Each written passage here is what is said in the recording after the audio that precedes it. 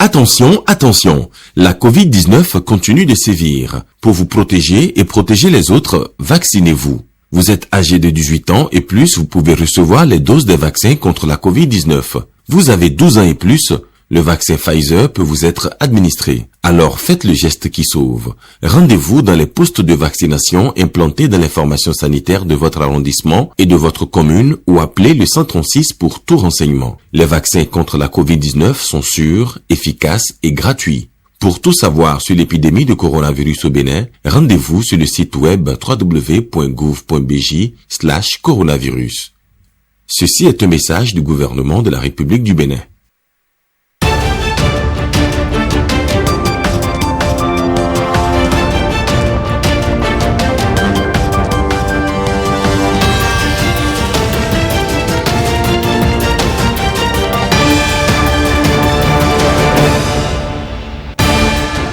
À l'Assemblée nationale, les députés ont adopté la loi portant hygiène publique en République du Bénin. Elle vient compléter les anciennes dispositions en matière d'hygiène et d'assainissement.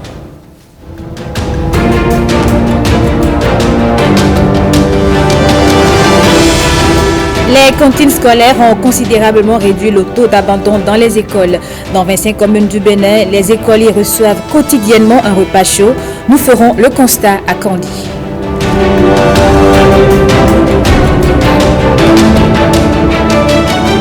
Et puis, comment rendre plus dynamique le festival Idacha entre frères et sœurs? Les organisateurs ont discuté de la question lors des états généraux organisés à Dassazoumé.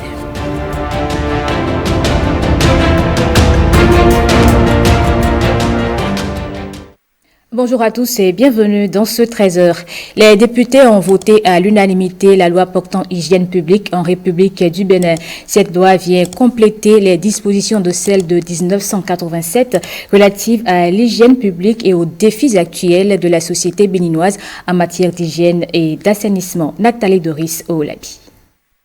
Désormais, une loi portant hygiène publique en République du Bénin. Elle vient d'être adoptée au Parlement et comprend un dispositif de 197 articles répartis en 5 titres. C'est une loi qui prend en compte et complète les dispositions de la loi du 21 septembre 1987 portant code de l'hygiène publique conformément aux réalités et défis actuels du pays en matière d'hygiène et assainissement. Elle est très importante et vient renforcer toutes les réformes engagées pour assainir le cadre de vie et son adoption constitue un ouf de soulagement pour ses initiateurs. Je suis heureux que finalement, c'est sous votre responsabilité, Monsieur le Président, que cette loi prend corps.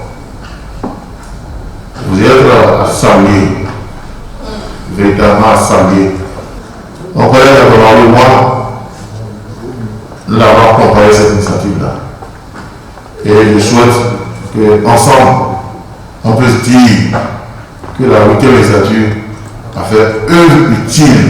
Le code sur l'hygiène publique vient régler un grand problème de santé publique. C'est la prévention pour un cadre de vie sain. Pour les députés, l'essentiel à faire désormais est de renforcer les mécanismes qui vont obliger les populations à respecter les différentes lignes de cette loi. La Force Corée pour un Bénin émergent tient sa première session ordinaire de l'année 2022. Ce samedi, les membres du parti ont fait le bilan de l'année écoulée et réaffirmé leur place de chef de file de l'opposition au Bénin. Patrick Diossou et Pétronier Lokossou. Quartier Kourounoua Cotonou, siège du parti FCBE, Force Corée pour un Bénin émergent. Hymne national chanté ce samedi 22 janvier 2022. Date retenue pour la première session annuelle ordinaire du BEN, le bureau exécutif national du parti, après la réunion du BPN, le bureau politique national, le vendredi 21 janvier 2022. 2021 a été pour notre parti une année capitale en raison de la participation de notre parti à l'élection présidentielle à l'issue de laquelle le parti a réalisé un score honorable après celui obtenu lors des élections communales de 2020. Avec le temps, l'opinion se rend compte que nos dirigeants ont fait preuve de réalisme en acceptant que FCBE aille à toutes les élections. Devoir de mémoire, oui. Devoir de savoir aussi que FCBE, c'est un parti d'opposition politique, mais qui s'oppose à toute violence. Nous rejetons sous toutes ses formes la violence, même dans les propos. Nous ne sommes pas dans des manœuvres de coup d'État. Et c'est là où il me plaît de démentir ceux qui disent que l'opposition est en lambeaux face au chef de l'État seul. Si hier, il était impossible de se parler, de se voir, je vous rassure qu'aujourd'hui, nous nous voyons. Le trait d'union, c'est que FCBE est le chef de file de l'opposition. L'opposition officielle existe bel et bien au Bénin. Et FCBE l'affirme, le réaffirme et le confirme lors de cette première session ordinaire de l'an 2022. Le gestionnaire mandataire de l'Agence nationale d'identification des personnes ANIP a tenu un point de presse face aux hommes des médias. Cyril Goubedi a rétabli la vérité au sujet de certaines rumeurs qui mettent en cause la qualité et la célérité dont il fait montre dans le traitement des demandes des usagers. William Aguiar et Wenceslas Aouaïmo. Le gestionnaire mandataire de l'Agence nationale pour l'identification des personnes dans une démarche de clarification. Face à la presse, deux préoccupations. D'abord, l'explosion des demandes d'enrôlement au RAVIP. Une situation qui serait à la base de l'insatisfaction de certains usagers de l'ANIP. Suite à la demande récurrente de certains de nos compatriotes qui n'avaient pas fait le RAVIP, nous avons dû mettre en place un dispositif d'enrôlement continu pour recevoir ces quelques demandes d'enrôlement, c'est-à-dire de rattrapage d'enrôlement. Mais nous avons noté à partir du mois d'octobre une montée en puissance de ces demandes-là. Donc, d'une petite activité de rattrapage de certaines personnes, l'ANIP s'est retrouvée dans une situation d'opération de RAVIP. Et donc, la quantité de données que nous sommes en train de collecter nous oblige à rentrer en opération de traitement. Une opération de traitement qui demande du temps et de la célérité nécessaire pour une fiabilité absolue du registre national des personnes physiques. Mais le paradoxe, c'est que ceux qui sont dans les besoins de ces papiers et qui n'avaient pas fait le RAVIP et donc qui ont bénéficié de ce dispositif de soulagement deviennent les plus exigeants parce qu'ils veulent avoir les actes sous 24 heures, sous 48 heures. Nous les invitons à de la patience. Parce que nous n'avons pas croisé les bras. Toutes les données enregistrées sur cette période et critique sont traitées et les demandes, on a commencé par les satisfaire. Les efforts vont se poursuivre pour une meilleure satisfaction des populations, rassure le conférencier. Le gestionnaire mandataire de l'ANIP est également revenu sur le cas des usagers appelés PNR, personnes retrouvées dans la base de données, des personnes dont les dossiers sont soumis au contentieux. Personnellement, j'ai rencontré des gens qui étaient très critiques, très amers, parce que leurs dossiers sont passés PNR, personnes non retrouvées, donc sont passés au contentieux. Des personnes insoupçonnées ont juré qui n'ont pas fait plusieurs fois le RAVIP. Et nous avons consacré du temps à leur cas, finalement, pour découvrir qu'ils ont fait 3 fois, 4 fois le RAVIP. Le système les envoie sur ce qu'on appelle la liste de fraude. Donc quand on les recherche, on ne les retrouve pas. Au fur et à mesure que se déroule son travail d'appurement et de sécurisation du registre national des personnes physiques, d'autres systèmes de fraude sont décelés et soumis à la justice. Pour le conférencier, ce sont les auteurs de ces actes de malversation qui jettent du discrédit sur sa structure qui travaille à la modernisation de l'état civil. La commune d'Ifanyi célèbre l'excellence à l'initiative de la mairie de la ville. 25 responsables d'établissements scolaires qui se sont illustrés par les meilleurs résultats au CEP 2021 viennent d'être récompensés. Les moments forts de la cérémonie avec Calvador Aronou et Nathalie Doris Olabi. Au total, 25 directrices et directeurs d'école de la commune d'Ifanyi ont été récompensés pour le fort taux de réussite obtenu au certificat d'études primaires, le CEP 2021. C'est une première dans l'histoire de la commune. Monsieur le maire, ne pas vous témoigner notre reconnaissance, serait une marque d'ingratitude. Nous vous promettons de donner le meilleur de nous-mêmes pour que la circonscription scolaire d'Ifani arrive à la première place la saison prochaine. Les responsables en charge de l'éducation dans la localité estiment que cette distinction doit inciter les autres directeurs à emboîter le pas aux heureux du jour. Je compte sur la disponibilité de chacun de vous pour que, aux sessions de CEP à venir, nous ne soyons, ou bien nous ne fassions pas partie pratiquement des derniers du département. D'autre part, des directeurs qui n'ont pas pu atteindre le score escompté qu'à partir de la session de 2022, il rallie le rang des gagnants. Cette initiative de la mairie vise à encourager les enseignants d'une part et à promouvoir d'autre part l'excellence dans la ville carrefour des 1000 merveilles. C'est une première activité pour vous récompenser, pour vous fortifier, pour valoriser le métier. C'est ici le lieu de réfléchir sur les forces et les faiblesses de notre système éducatif au niveau national et au niveau de notre commune. Le maire Jacques-Raymond Okpeicha profite de l'occasion pour mettre à la disposition de la Maison des Jeunes et Loisirs des matériels de sport et d'activités ludiques. À Dassa-Zoumaï, la maternelle de Hérokoya vient d'être construite. Elle est composée de 2 modules de salles de classe, magasins et latrines. C'est un don d'une ONG pour permettre aux petits-enfants de l'arrondissement de Lema d'avoir accès à l'instruction. Précieuse Akweronou et Abdoulofou Idrissou. Les tout-petits de l'arrondissement de Lema, commune de Dassa-Zoumaï, peuvent désormais se rendre à l'école. La maternelle de Hérokoya est disponible pour les accueillir. Grande est notre joie pour ce joyau offert qui va améliorer la condition de travail de l'école maternelle et la sécurité de nos apprenants. Ce joyau est un don de l'ONG Action de Solidarité. Son objectif, remédier au manque de salles de classe dans les établissements du Bénin. Tout ceci estimé à un montant global de 33 971 300 francs CFA. Pendant les travaux de construction, la population a joué activement sa part de contrat en se donnant la volonté de travailler pour accompagner les ouvriers. Le fait de ne pas prévoir la préscolarisation, ce que vient combler comme vide la construction de cette infrastructure dédiée à l'éveil avant d'aller au cours d'initiation.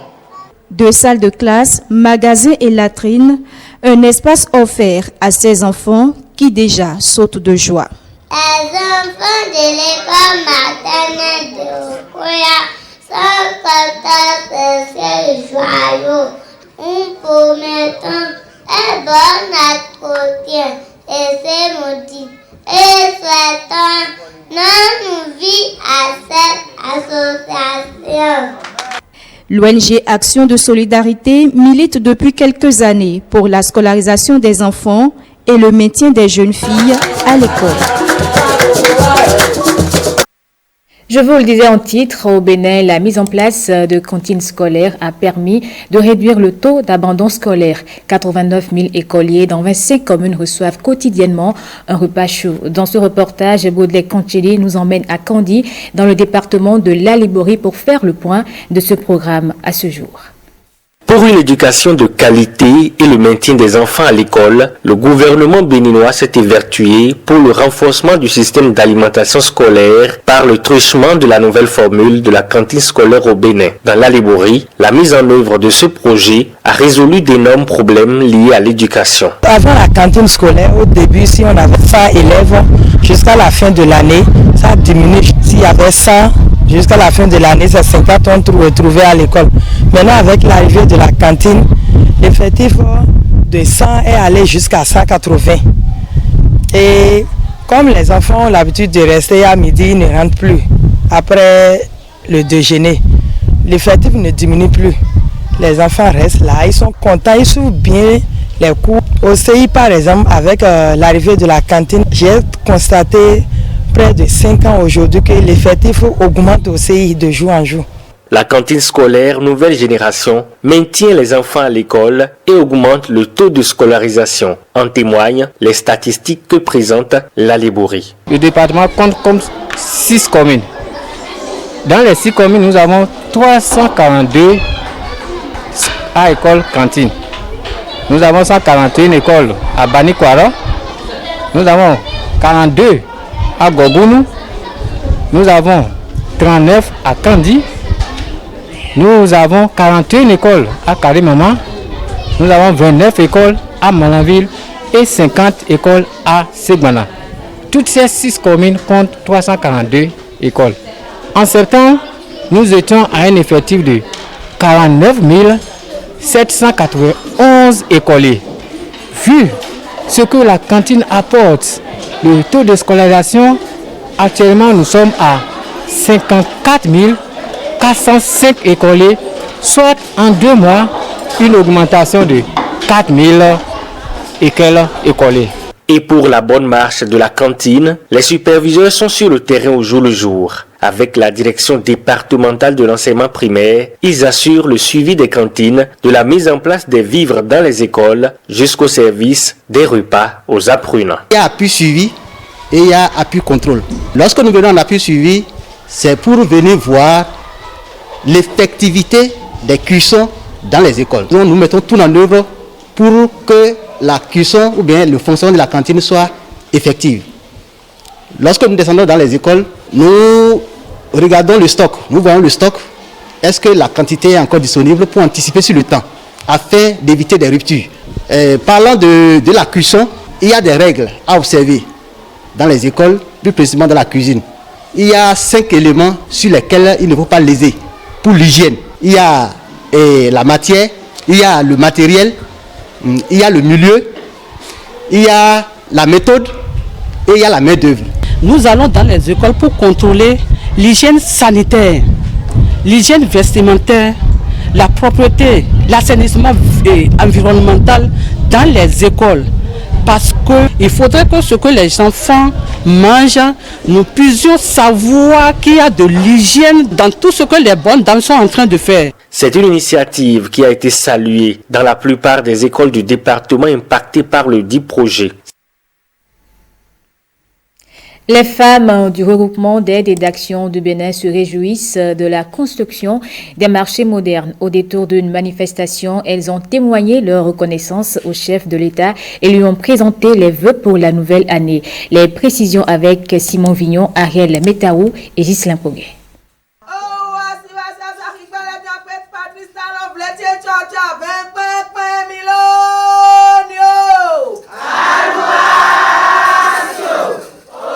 Cri de joie, synonyme de reconnaissance à Patrice Talon.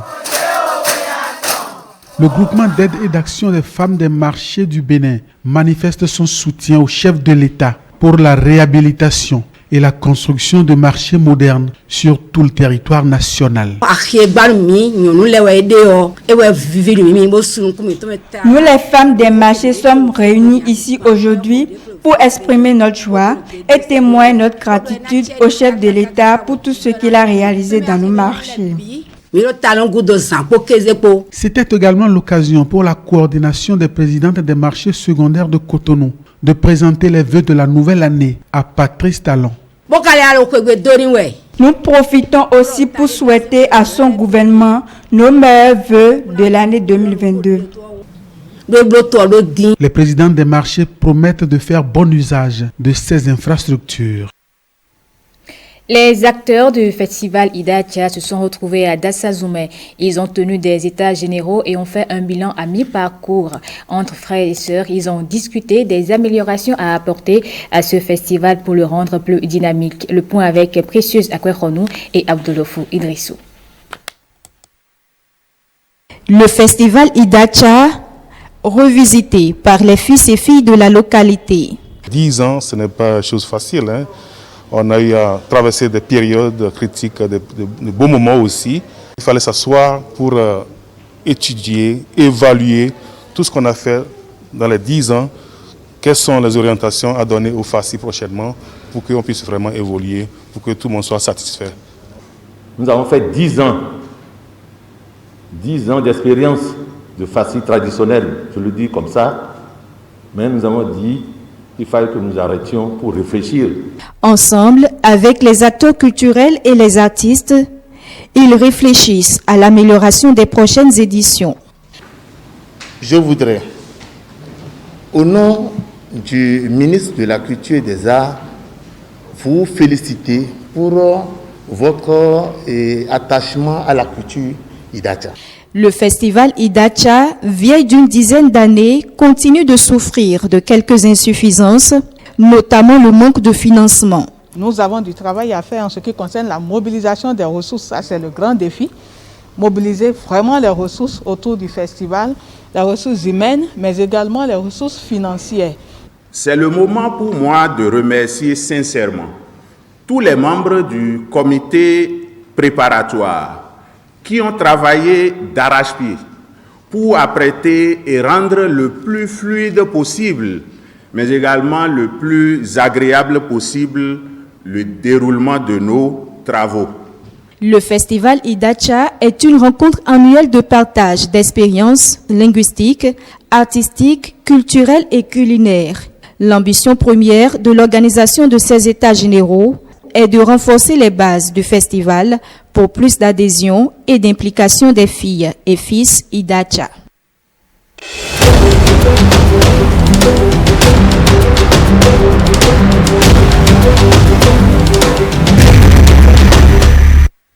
Le premier tour de la phase finale de la CAN 2021 a pris fin avec les derniers matchs de la phase de groupe.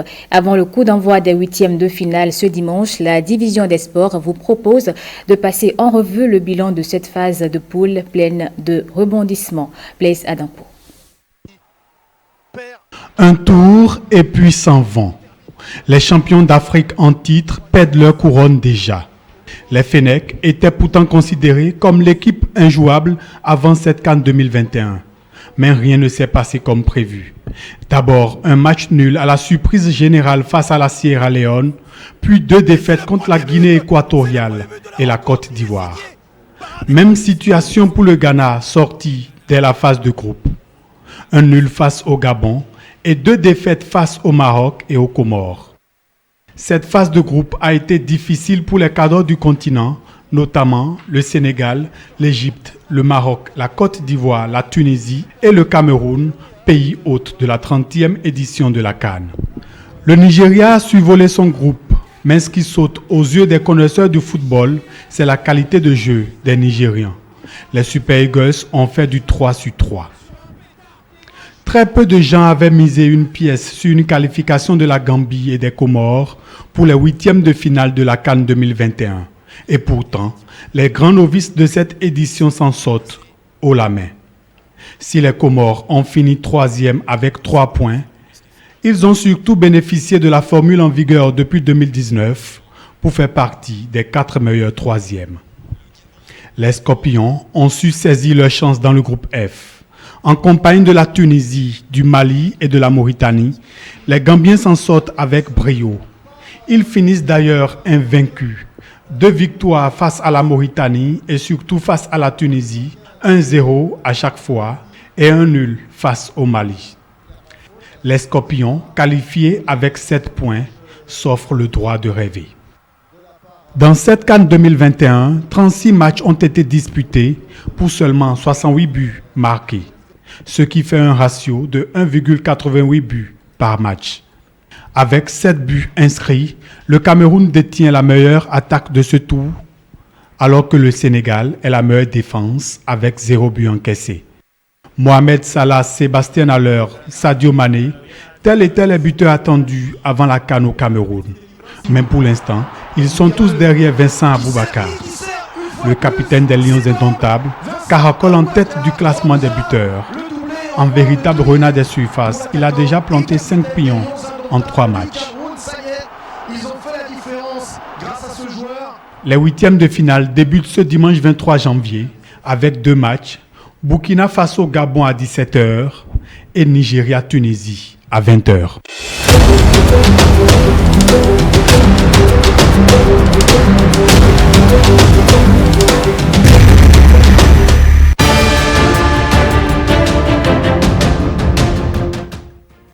Nous allons à présent faire le tour de l'actualité au Ghana, au Sénégal, au Libéria et en Algérie. Explosion de camions, élections municipales et drame suite à un mouvement de panique. Jean-Claude James nous en parle. Au Ghana, l'explosion jeudi d'un camion bourré d'explosifs industriels près de la ville minière de Bosogo fait la une de l'actualité. Les autorités ont ouvert une enquête pour situer les responsabilités et identifier les circonstances de cet accident qui a fait au moins 13 morts et 59 blessés avec de nombreux bâtiments touchés. Le vice-président du Ghana était sur les lieux du drame. Il rassure les populations du soutien de l'État.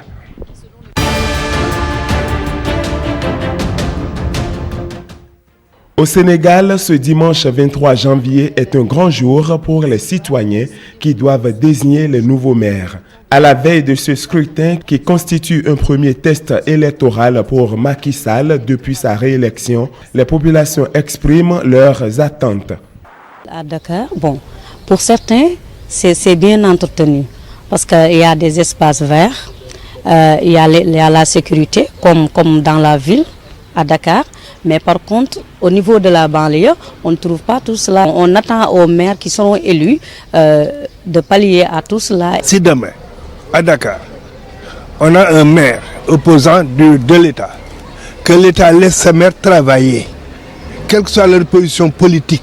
Les anciennes mandatures n'ont rien apporté. Ils n'apportent rien parce que c'est du bluff pour moi. C'est du bluff et la plupart du temps, il faut être avec le gouvernement pour travailler. Quand vous n'êtes pas avec le gouvernement, vous êtes très souvent bloqué dans vos projets.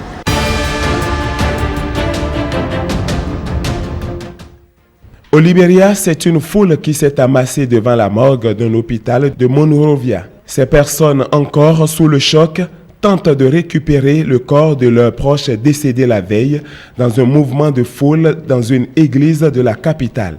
On déplore au moins 29 morts. 11 enfants et une femme enceinte font partie des victimes.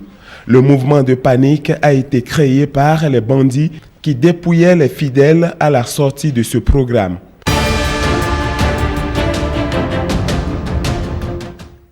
En Algérie, écoliers, collégiens et lycéens sont invités à rester à la maison pour au moins 10 jours. Les autorités ont décidé de fermer les écoles après une hausse des cas de contamination au Covid. Les universités ne sont pas concernées par cette mesure, laissée à la discrétion des recteurs. Et voilà qui met un terme à cette édition du journal. Merci à vous de l'avoir suivi.